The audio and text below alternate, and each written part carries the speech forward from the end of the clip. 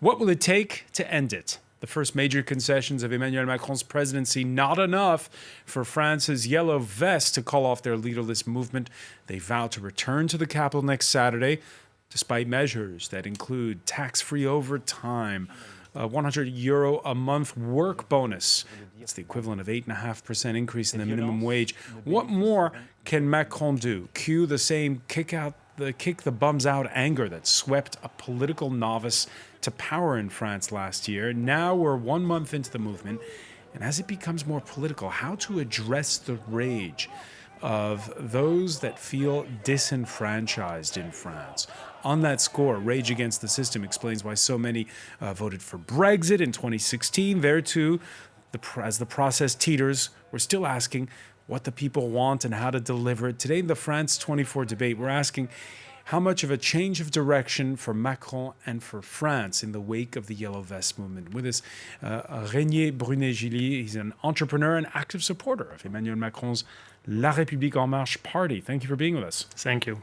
I want to welcome as well Laura Slimani, National Coordinator for Génération S, the movement of former socialist presidential candidate Benoît Hamon, and municipal councillor for the city of Rouen. Hi. Welcome back to the show. Welcome as well to Emmanuel Gave, a European elections candidate. Yes, for the sovereignist Rise, how would you say it, Rise Up France party? Rise in France. Actually, the League of Rights is called the Amoureux de la France, so France lovers. It would be that's the label that's going to be on your slate. Yes. For you. Okay. Actually, in French. I don't know in English how we're going to come to translate it, but it will be something like Lovers of France. All right, well, that's a consensual, I suppose. This is France, you know. All right, okay. As opposed to somewhere else, is that it? Okay. As opposed to being in love is quite in the matter. Okay. From France's second city, Lyon, researcher Sébastien Rocher, he looks at French politics and also at policing. He's been writing about the violence during the past month and the response to it. Thank you for being with us. Hello, thank you. The France 24 debate on Facebook and Twitter, hashtag F24debate. 10 billion to put out the crisis. That is the front cover of headline of Evening Daily of record Le Monde. However, a survey by Odoxa for France Info, the radio station, and Le Figaro finds 59% of the French are not convinced. 54% want to pursue the movement, even though those numbers are sharply down since before Emmanuel Macron spoke on Monday evening. It's still a majority of the people. We have been heard. That is something. But the fight is not over yet, because we can't let this speech placate us. I think a revolution is coming. He doesn't know what's coming. People are riled up. They can't take it anymore. What I fear is that some yellow vests will say, oh great, we've got a €100 increase in minimum wage. That's cool. I'll stop now. I'm worried that some yellow vests will be satisfied by these little crumbs. It's only Tuesday, but Laura Slimani, what's your prediction for what's going to happen next Saturday? Are we going to witness the kinds of scenes we've seen in the French capital the last couple of weeks? I mean, we'll have to see, but what is for sure is that people are not naive, or as naive as the government probably thought they were. And so what we've seen is indeed, as the person was saying, that mobilizations pay, and it's a good sign that social movements can pay in France still today, because it's been a long time since it hasn't been the case. But that what has been suggested, what has been proposed by the president yesterday is not enough and does not respond to the core of the claims of the people of the Yellow Vests and of the French society in general at this moment, which is social justice, that the rich also pay their share, pay their fair contribution to the public services, to social security, to raise the wages, and that these contributions do not only weigh on basically the 50% least well-off of society, which seems and is the case today in France. Do you agree, Emmanuel Gav, that the rich are not paying their fair share? Well, actually, I would like to disagree completely, since only 50% of the people pay taxes in France. Everyone pays the VAT, you know. Everyone pays the VAT, but the VAT is a consumption tax. It has nothing to do with the facts to be taxed on revenue.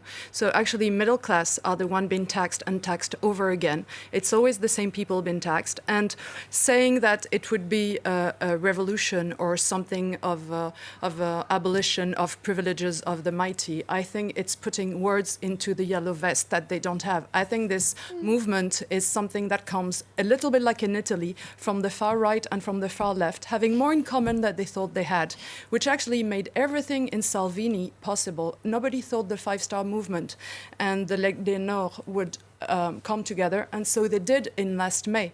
Today we have a situation, those yellow vests, it's not really political, they just have ends of means, and so very easy for political party to say, here what I say, but I don't agree with that. I think everyone has different views on that. René Brunet-Gilly? Guilly, excuse me.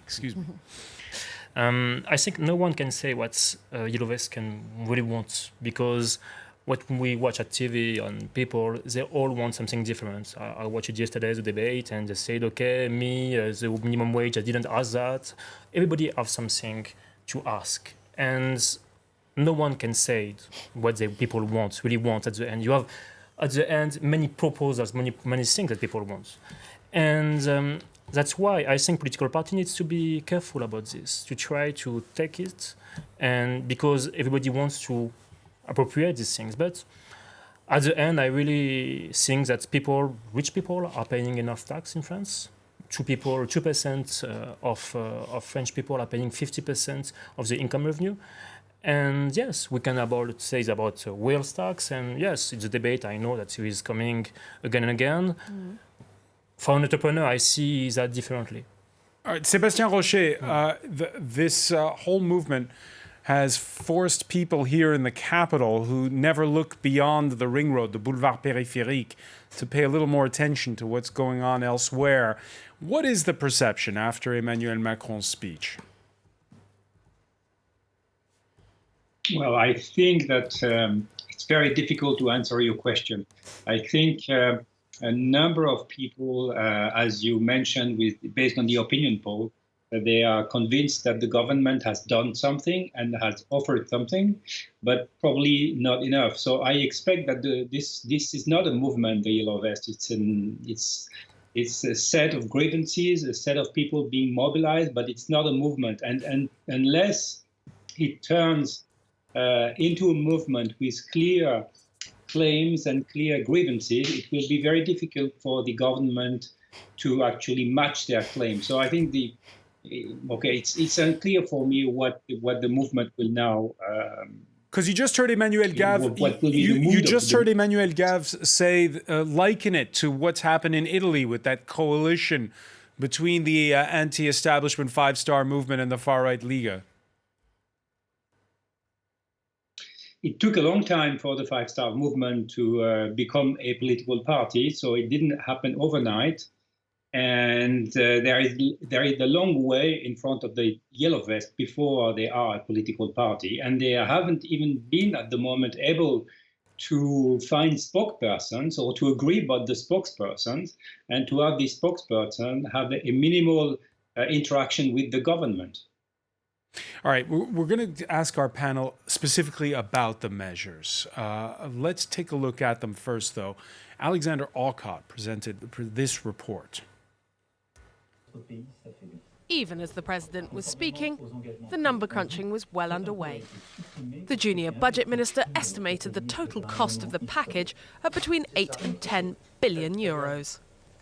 Although the French finance ministry has yet to produce official figures, it is estimated that scrapping the tax on overtime will cost the state 3.5 billion euros. Reversing a hike in social security payments on pensions, 1.5 billion euros.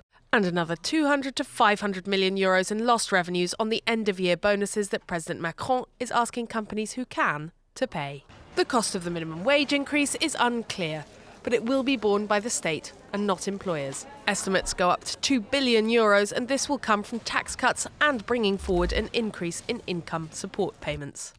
Even before these measures were announced, next year's budget already predicted a deficit of 2.8% GDP. Experts say these measures could tip France's deficit over the permitted 3%. Macron is looking for solutions. I need our big companies and our wealthiest citizens to help the nation to succeed. I will meet with them to talk about this as of this week. And big companies must pay taxes. It is simply fair. Companies are already reacting to his plea. French advertising giant Publicis, whose headquarters were damaged by the Yellow Vest demonstrations on the Champs-Élysées, say they will pay an end-of-year bonus to staff earning less than €2,500 a month, if the law exonerating it from taxes is passed in time. Laura Slimani, you can agree or disagree with the measures, but they are costly measures. They're slated to push France above Brussels' red line, 3% of GDP of public deficit. The issue is not whether they're costly or not. The issue is who is paying for them. And who is paying for them at this moment? Everybody, the taxpayers, not the big companies, not the big revenues in our country. That's the problem. And that's why the movement, I believe, is not going to stop. Again, I'm not part of it as such. I support the claims that go in the sense that go in the direction of social justice, and you can't say that they are not there. They published an amount of measures, and one of them that is hugely consensual among the movement is to bring back the ESF, the tax on the highest revenues, the wealth tax. Well, the choice of the president yesterday was not to do it. It was not to respond to one of the most consensual claims of the Gilets jaunes, of the yellow vests. It's a political choice that he's making against the main claim that they make. We are doing the same since 40 years. More tax, more tax, more tax. And now we are close to the bankruptcy of France. Now we say that rich are about the ESF we're talking about. Rich will pay something about wealth tax. You have a surplus of 3% when you are paying more than 250%. We lost €4 billion. The income of the state was reduced by €4 billion. We are not losing this. We're not losing. We are losing it. No, the thing is, you're always thinking the economy as a time of share, as if it was a set piece. It's not like that. If you want growth, you can laugh, but if you want growth, you need to have wealth and you need to have funds. This is and exactly therefore, what Thatcher was saying. If you think that you have to take from the wealthy and give it back to the poor, therefore all the economies are going to go to Italy, they're going to go to Holland. That's what they do. Since the euro is there, the cost of labor. It's not true. Yes, it's true. Look at the cost of labor. I have all the numbers. I have all the fields. That's why everybody's in Germany, because labor tax is lower, and it's lower to put taxes over there. That's why in France now our economy has been gone down, and right now we're not in a recession actually. So I don't understand why people are in the street. Had we been in a recession, they don't have enough money to make both ends meet at the end of the month. Wealth. We don't have growth. Why, and the fact that you don't understand why they're in the street, and then we will have tells a lot about what you stand for. That's what Donald Trump is doing. It's putting growth into America. It's not putting from the wealth, and this doesn't work. You had Russia, guys. You had Russia. You could 65 million people. Okay, well, that's very nuanced what you did. as a position. René Brunet, for the nuanced position. A good example is the cost of capital about mid-caps. In France, we can have really good numbers on this. And today, French mid-caps are not growing enough because the cost of capital. And if you look why, it's because these companies are paying a lot of dividends for the family who are owning these companies to pay the wealth tax. And this is a big problem because they cannot grow. And the mid-caps are the key for the companies. But to address Laura's point. I agree. One thing about companies, big companies, is not the company who are creating jobs. That's not the company, it's mid-caps. And we have to help mid-caps to create jobs and to grow. And the first key is to delete the wealth tax. One point that Laura made. Last week, there was the OECD put out a report, and it said that France, half of its tax revenue comes from sales tax, comes from VAT. Yes, thank you for shouldn't more of that tax burden be on things like income tax, where But we're already at the maximum. it unfairly... If you look not. about the rate, We have been much higher in the past. 45%. Look in Austria, We have for been example, much going- higher in the past regarding Much income higher. tax. It's been much higher in the 70s, and ever since neoliberal policies have been put in place, which are the ones, Yes. the trickle-down economics that you are calling, that Thatcher has tried to implement, that Reagan has tried to implement. Look at the state of the UK in I terms of don't social understand why distress we're at the talking moment. about putting VAT higher when Well, people are no, in the street I'm because not- they can't pay. No, I'm not. I mean, we need to this is lower exactly the taxes. opposite. No, This is we the need opposite to that lower the François Picard taxes. was saying. No. That VAT should be less important, and that could be less important, and that the income taxes should be the highest ones because We they already are the ones in that Europe, are fair. the highest and I think it's revenue. unacceptable we that are you're saying 48.7%. it's unacceptable France to is say higher. that We are 50% of 10 people points don't pay higher taxes than England. when We are everybody 10% higher than England. when everybody pays the 42 VAT. We are the highest in Europe in revenue. When I'm not Yes, talking and about VAT. I'm proud to say that we We have also too the most many protected taxes. welfare Too state many in Europe. taxes. If you talk about That's the why people income are in the tax, street. Too many taxes. About the income tax. If you talk about the old world, yes, it was possible to tax at 70%, something like that. No, we are in a global competition. No, all the people, for me, finance guys or all, can choose between Paris and London. We are in a global competition. And it's worse and worse with the numeric and all the digital things. If you talk about AI, no, Artificial intelligence. Exactly. No, some wages are more than 100 million per year. So now, Sébastien- if you look about these people, sorry, just finishing on this, Yeah. these people never won't choose Paris because they will win far more money and with a huge difference about income tax. That's the point. If you want to attract people, you have to be too at easy. least It's in too the easy. average. No, in they the go Let to me ask- Brussels. everybody They go Let to me ask Brussels. Sébastien They're not stupid. Rocher. Or they go to Italy. Sébastien Rocher, when this movement started 4 weeks ago, some were branding it an anti-tax movement. We're 4 weeks in. We're still grappling with what exactly it is. What is it in your view, the Yellow Vests? Okay, based on the limited surveys that have been done on the ground, there are two major things that the Yellow Vests want. First of all, is an increase in the purchasing power and less taxes. That's one. And the second is to have to be able to be listened to by government, to be heard by government. And I think this has to deal with the political distrust. People don't trust government to actually implement something which is good for them. And I think in that respect, the wealth tax discussion is a discussion about the symbol. Nobody exactly knows if it's good or bad to have wealth tax fully back, but they see it as a symbol that they cannot trust the government to do something good for them. So for me, okay, Macron has done what he could do. He's given 10 billions overnight. And now the discussion about, for me, the discussion is about creating the link with citizens. What kind of dialogue can be established and what are the means to establish the dialogue with citizens? And that brings us squarely to the issue of the politics of it all. We're going to talk about it when we come back. Stay with us. You're watching the France 24 debate.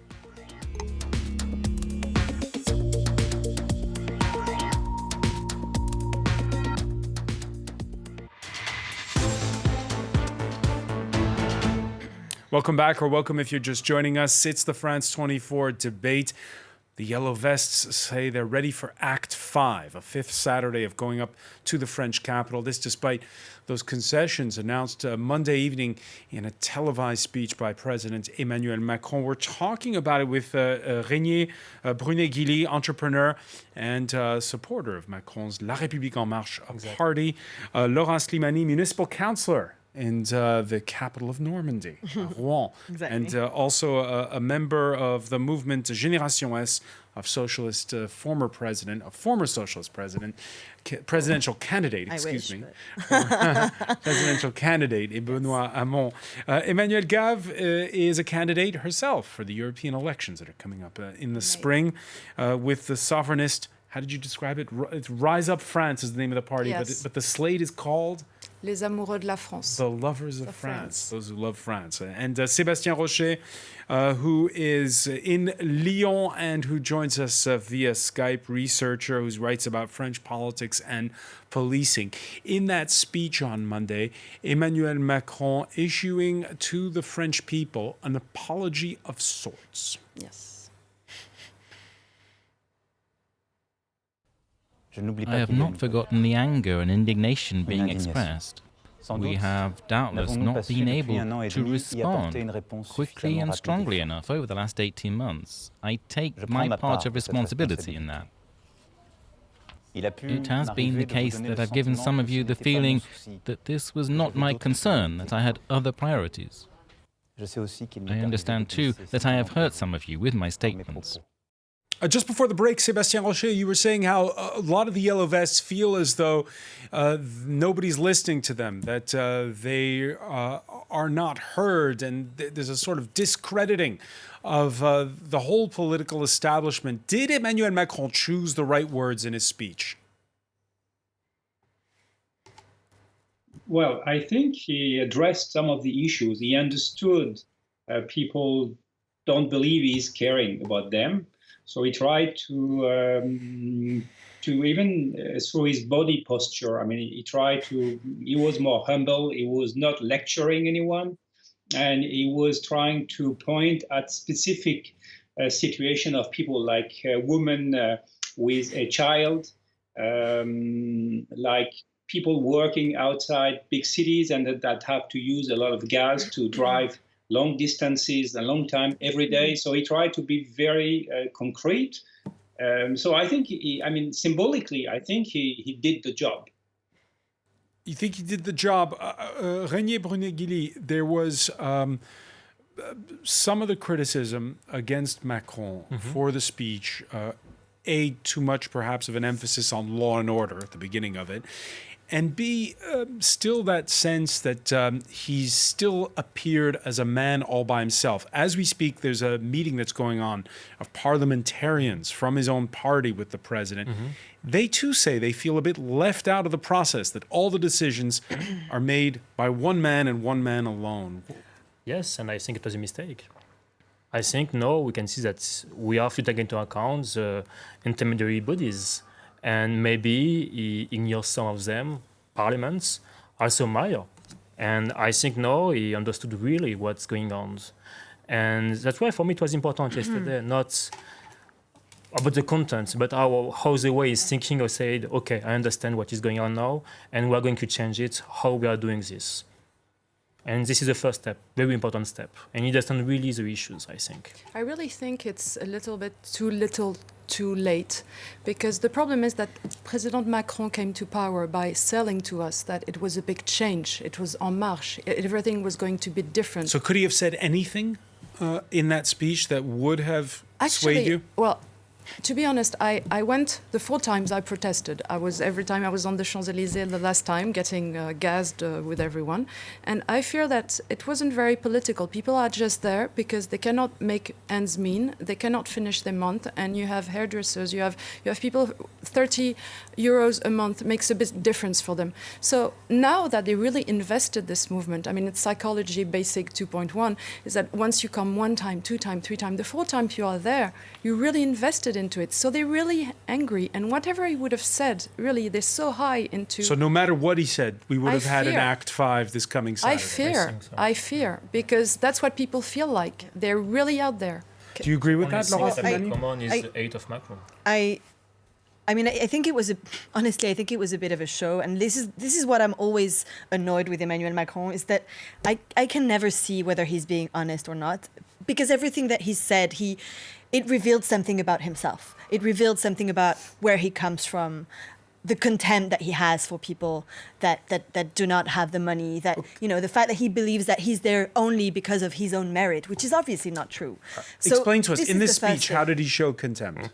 Well, I think that the way he depicts poverty, I mean, I work for an NGO that federates other NGOs that work with people that are the most socially excluded. And obviously in what he says there is some truth, the fact that most of the poorest people of society are women, for instance, the fact that a lot of them have part-time jobs, that they have kids.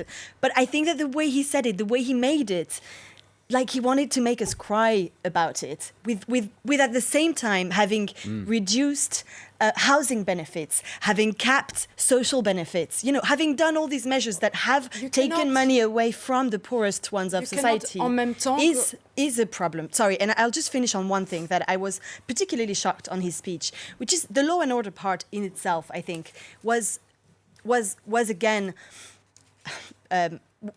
I think it was too much, and I think it was obviously a posture that he wanted to put himself in. Let me ask. But I just think that the silence on the high school students, the silence on police violence that was shown by the media, high school students is a who problem, were and that rounded will up, be a problem for him. He didn't later hear in the week. high school students, and they're on the streets at the moment. Sébastien Rocher, this is what this is your area of study.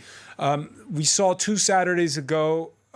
French riot police overwhelmed around Paris's Arc de Triomphe. Last Saturday, we had this giant mobilization. How does, when you're the president of France, how do you address this issue of law and order when you're faced with a leaderless movement? Well, from what I know, Emmanuel Macron was not happy at all with what happened last week because the protesters came very close to the presidential palace, to the Élysée. So he understood that there could be some sort of insurrection. And also because previously there were a number of barricades, there were fires, there were signs which are symbolically associated with insurrection. So I think this triggered a very harsh reaction. And we've seen Paris overwhelmed with police, and Paris was like circled by police, with police The images are screening in train spectacular. station. The images are spectacular, but is it unprecedented? It is, well, in terms of police mobilization, it is unprecedented. I mean, you have to look back to 1968 to see as many police on the street. So it's really big. I mean, it's really, and I think they're really concerned. And as we were discussing his speech on TV, and he started to address the violence. I think this is because he's really scared by the level of not only violence, but let's say disruption, upheaval, people protesting on the street with some sort of violence in it. He's really concerned with it. And he's concerned that the police would not do their job because at the moment he doesn't have popular support. If he loses police support, then he's really in a very difficult position. As a candidate, Emmanuel Macron underlined the danger of a profound schism between urban France and the rest of the country.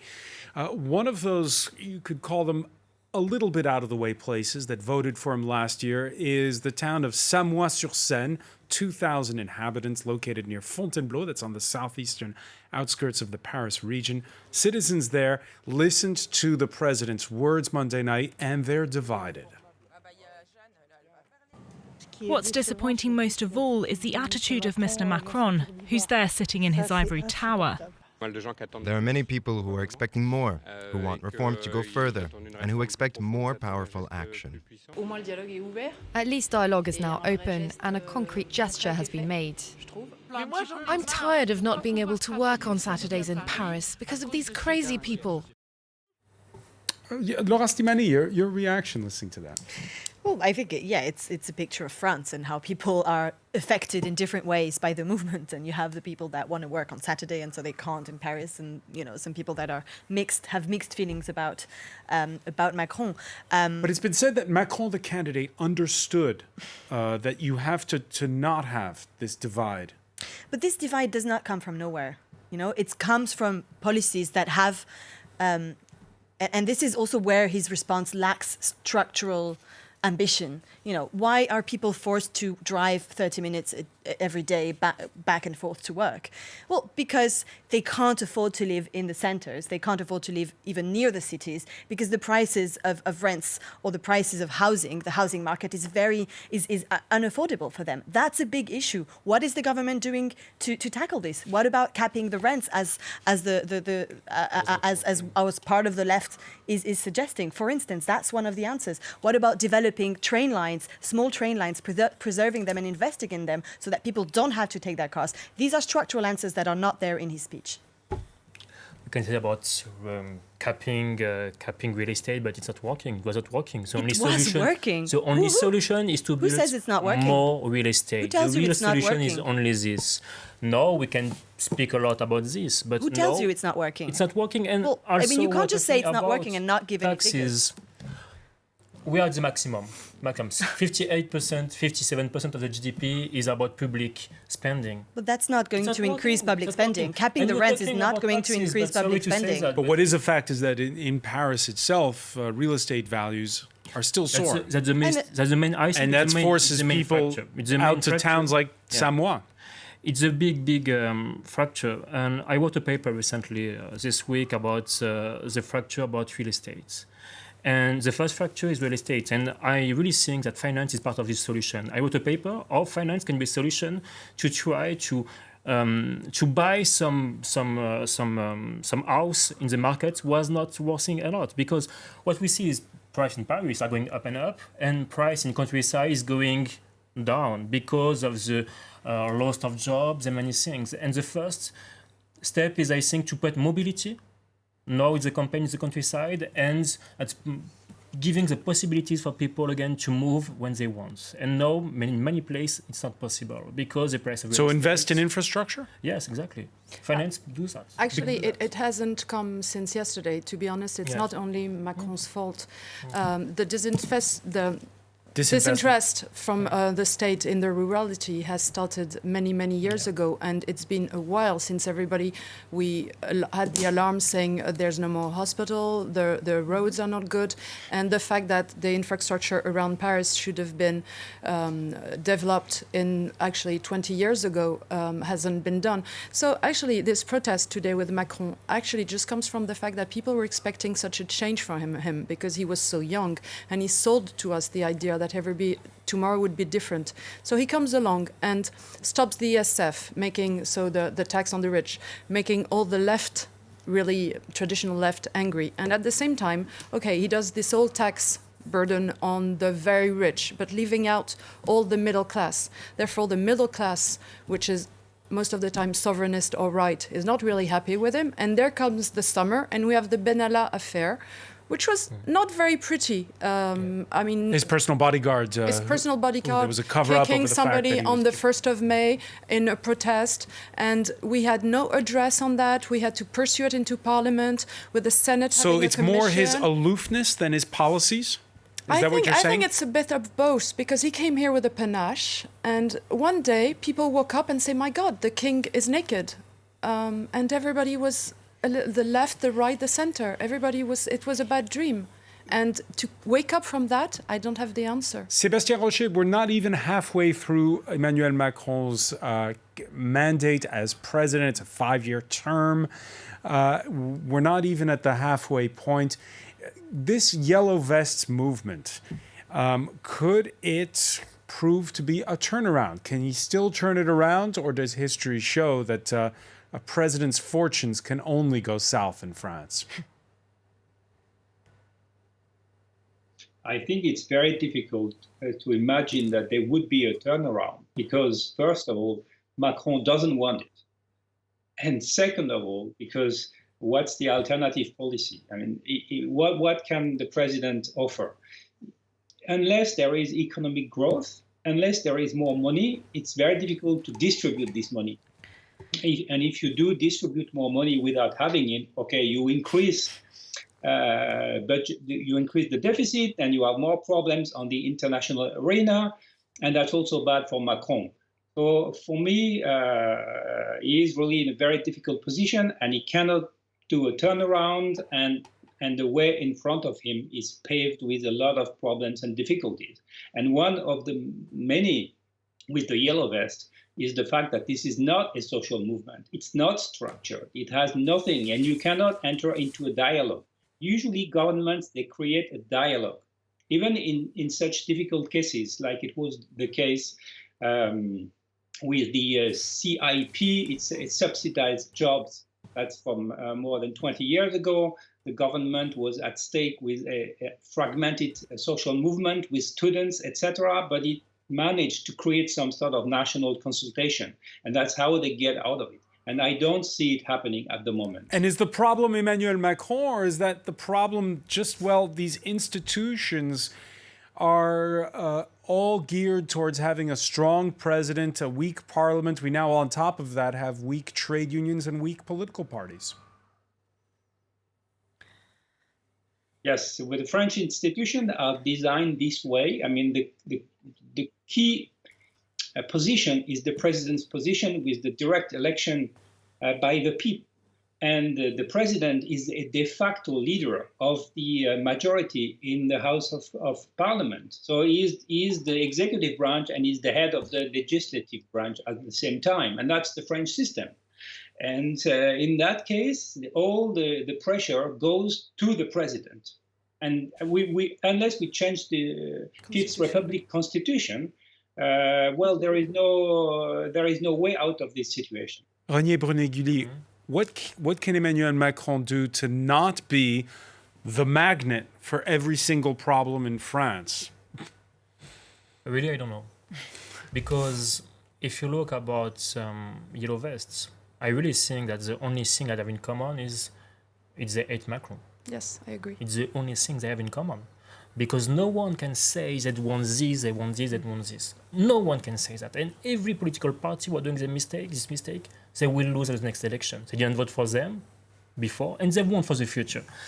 And now, maybe Christmas, I don't know. I really don't know what can quiet all these people, and because I don't know what they are asking, and no one knows what they are asking really at the end. No one knows. And in fairness, Laura Slimani, Emmanuel Macron's a magnet for all of the frustrations of a nation, the way before him François Hollande was, and the way before him Nicolas Sarkozy was. I mean, because our institutions are immature, as we say in Génération, we are in favor of a Sixth Republic. We think we should have a parliamentarian regime, because no man on earth can pretend to be the solution to all the problems of one nation.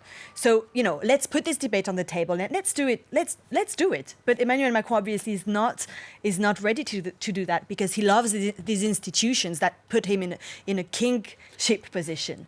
Indeed, someone with a real ambition for the country would open a debate with citizens about the institutions. But the French are reluctant. About the transition. They're reluctant because about the ecological transition, because nobody has talked about it today. But this is a problem that is caused by who is paying for the green transition. This transition is necessary if we want the planet to still exist and if we want humanity to survive. So the question is, who is going to pay for it? And society needs to debate about this and to agree about this. And Emmanuel Macron is not leading the way towards this. He's giving short-term measures that are not maybe going to put a bit of water on the fire, but they're not gonna stop it.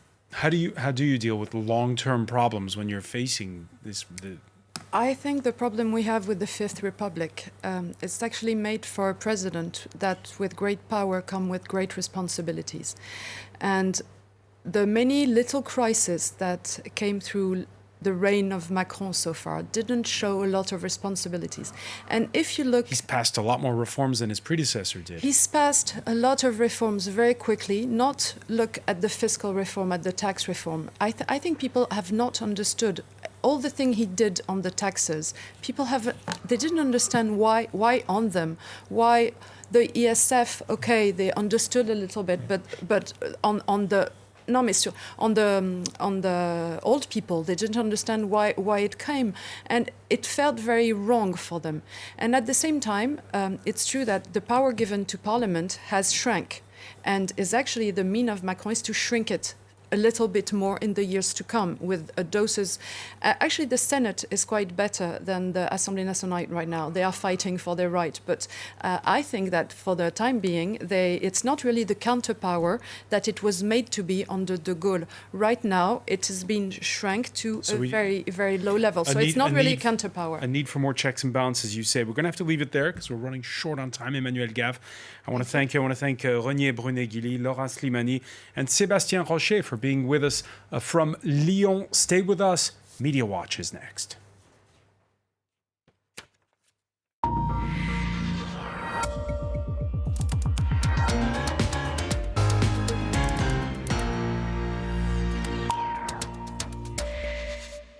And we say hello to James Creighton. Hi, Francois. So I look at how this has been playing out online on social media.